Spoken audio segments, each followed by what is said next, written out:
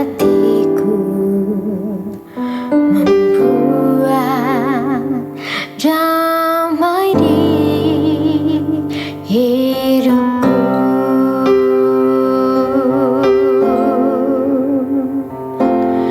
Kasih dari surga memenuhi tempat ini.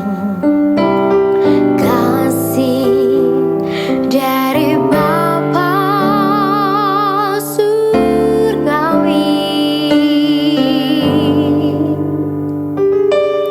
Kasih dari Yesus mengalir di hatiku, membuat damai di hidupku.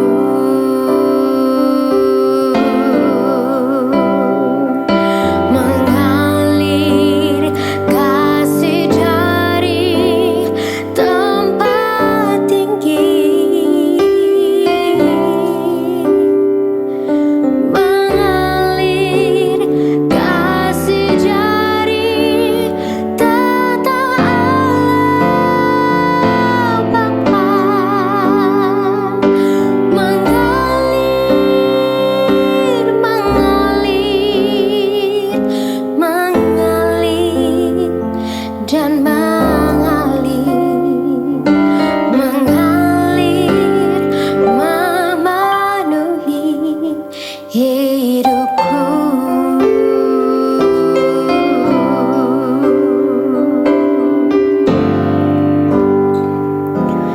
Kasih dari surga memenuhi tempat ini. Kasih dari Bapa surgawi. Kasih dari Yesus mengalir di hatiku, membuat damai di hidupku.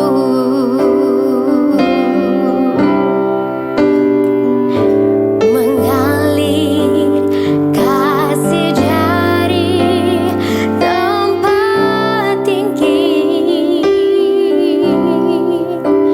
mengalir kasih dari tata Allah Bapa, mengalir, mengalir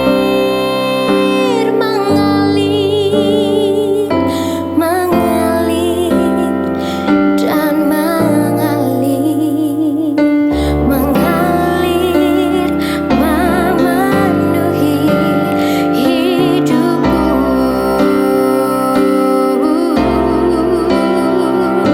Mengalir kasih dari tempat tinggi, mengalir kasih dari tata Allah Bapa, mengalir,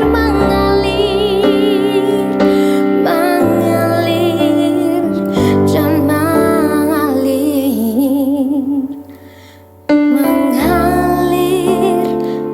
memenuhi hidupku.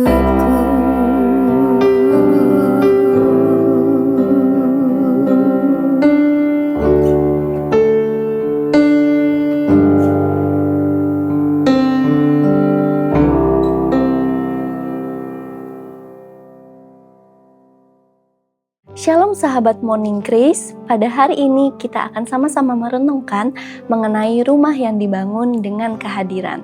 Namun sebelum itu, mari kita awali dengan doa. Mari kita bersatu dalam doa.